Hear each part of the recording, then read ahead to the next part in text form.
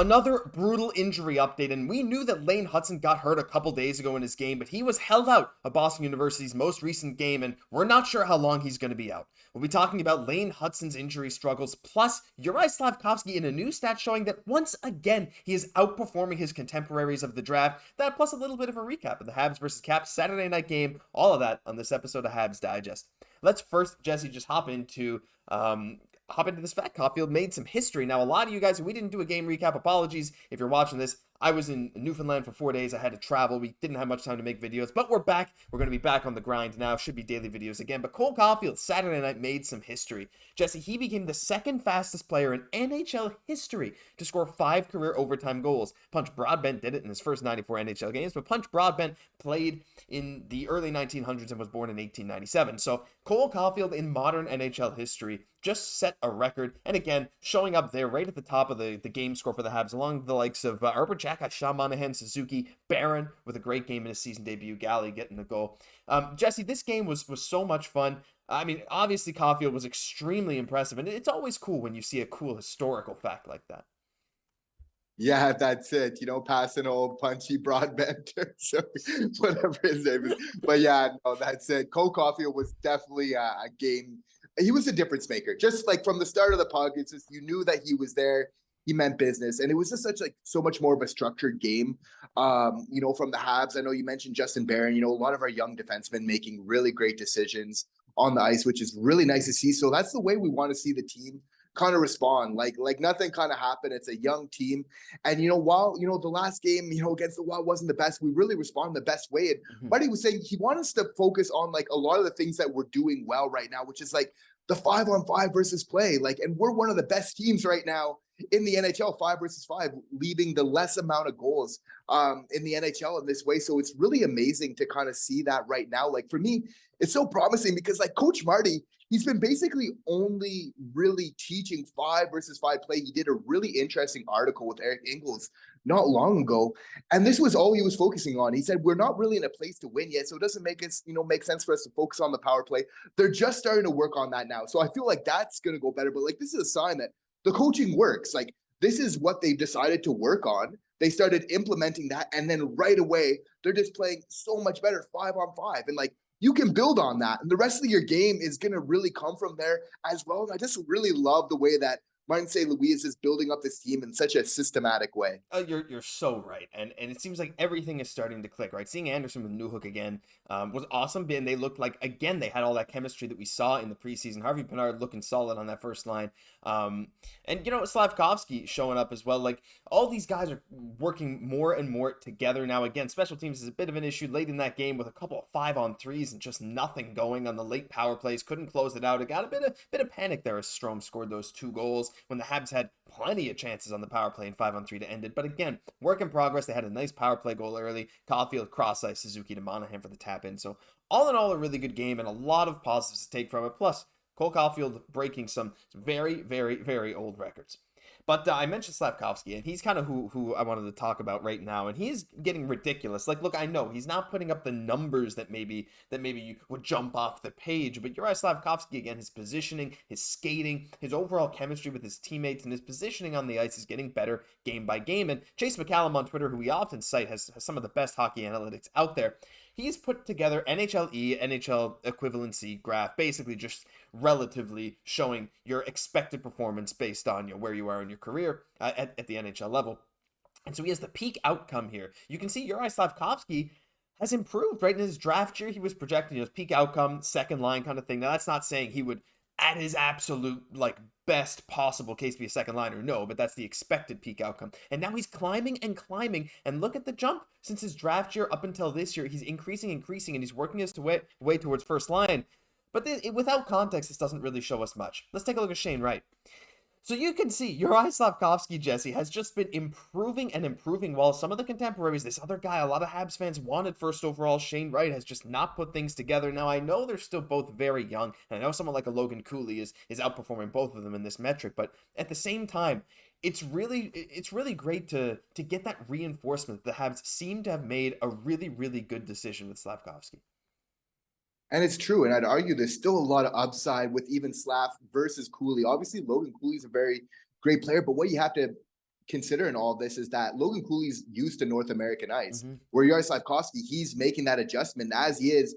He's just going up and up, and you have to feel like once he kind of gets that experience like Logan Cooley, then we can really evaluate these two players. Absolutely. And I think it's so true. Like, I'm really impressed with a lot of his play. Like, I think not only first line, but like first unit power play, I think that he would actually be a great power play player in the future. And the reason, Josh, is that I feel this way is like this guy can zip passes around on the brief kind of moments of time where we've seen him on the power play. Like the guys when I was watching TVA Sports, they're saying like they weren't liking him on the power play. I completely disagree. I thought he was zipping around passes, and you watch any effective power play in the NHL, it's the ability to be able to distribute, move the puck very quickly. This guy can do it. Like you need to be ready for these passes, like, that he's handling, so I really like what I'm seeing from him. I still want to see him shoot more. I want to see him be more aggressive. I don't know if it's just me, but like I want like teammates to pass to him more because I feel like he's going in the right position. But like get him involved in the play like a little bit. Like give him the puck. Like he's in a good spot, But I think that'll come. He's still a young guy, but just a little bit of that aggressive mentality. Sometimes he's got a great shot. Let it rip. Keep going to the net, but shoot it. And everything else. But honestly, I'm really liking what I'm seeing so far and a little bit of that playmaking ability as well. Yeah, and you mentioned zipping passes. Like, he's just strong. Like, he is extremely strong in every part of his body. His shots, whenever he rips it, even if he misses the net, it's slamming into the boards and it's super loud. And like, everything he does, his strong passes, strong shot, and he's strong on his legs. We've seen him destroying that stationary bike. This guy has all the tools again. But I think the second he gets that killer instinct in him to cut towards the net, like if he can just learn to do what Josh Anderson does on his skates with his upside skill, I think there's some incredible potential for him. But let's move on to our final thing. Let's just get into some crazy prospect updates. There's a lot of stuff going on with Habs prospects. Let's start a bit with the positive news, Jesse, and that's Owen Beck. And if you guys didn't know, in their recent game, they lost, unfortunately, but they lost 4-3, and Owen Beck scored all 3 goals for the Peterborough Petes in their most recent game, going 13 for 19 on the faceoff dot. Again, remember, in his draft interview, he said, I was the best in the OHL, and it's true. He is one of the best faceoff guys out there. He had 3 goals, was a +1 in the loss. He really needed this, Jesse. A lot of people were talking about his struggles early season to score in the OHL, especially for a guy now a couple of years past his, a couple of years into his OHL career. You're expecting him to have that jump in production, but when he got traded to Peterborough from Mississauga last year, the production wasn't quite there, and this year he struggled to start. But I think a game like this couldn't have possibly come at a better time. For him and also for many Habs fans, because we know what we're capable of, and we just want to see a little bit more of those numbers, because like he'll show that he has great hands, right? He'll show those like he did on that second goal where it was, a shootout kind of goal. And then even on his third goal for the hat trick, a very similar move where he's going glove hand. He's just showing great hands where he's bringing the puck in close and just ripping it, top cheese. It's like he's showing that he has offensive upside. Like it's there. And I don't think that we should discount it from this player. But like that's the difference between him being like a really well-rounded, dangerous player. Because let's look at it already. He's amazing on doing draws. Mm-hmm.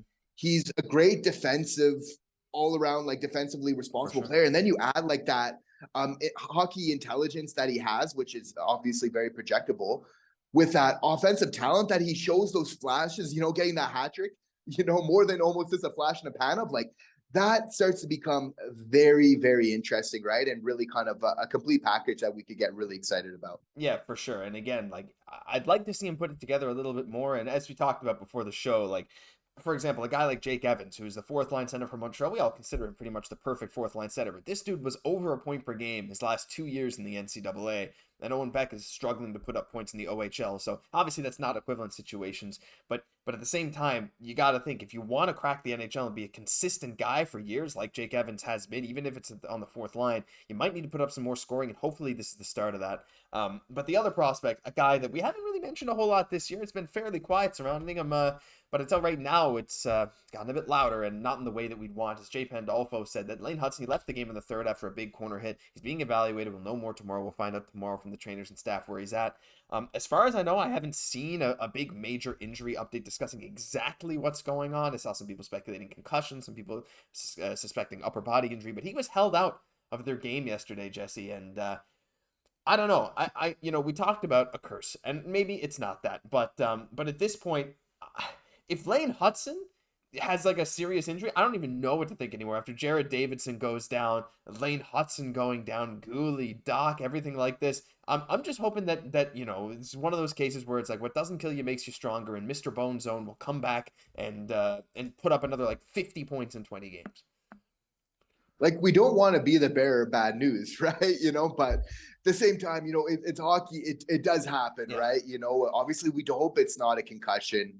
And inevitably when it's with Lane Hutson and, maybe like, from a body check, concussion, that kind of conversation will come up. Oh, is it because he's too small? Everything else, I think that, if you look at NHL players, like, this is really par for the course. The game is really changing a lot. Of course, it's something with Lane Hutson, like, he needs to be aware of that, right? Because it is a physical game, but I think he's more than aware of what he needs to do to be successful, not just in collegiate hockey, but inevitably in the AHL and in the NHL as well, in the future. So I think he's gonna get there. I'm not, I think that this is just a little bump in the road for sure. Yeah, I hope so. And yeah, I mean, it's just sucks, right? Like, it feels like every prospect, even someone like a Jared Davidson, didn't even crack the lineup. He looked so good in the preseason, out indefinitely, or like a couple week to week, I think is what they said. And then Hudson with the game, it feels like it never ends. But you know what, Jesse? I truly believe that the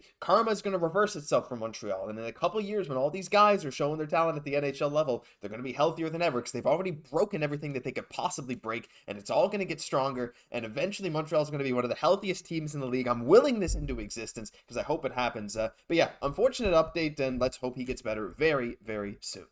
But that'll do it for this news episode of Habs Digest. If you enjoyed, leave a like, comment, subscribe to the channel. We're on the road to 10,000 subs, and we really appreciate all your support. I'm Josh Gosse, my co-host Jesse Poirier. We'll catch you in the next one.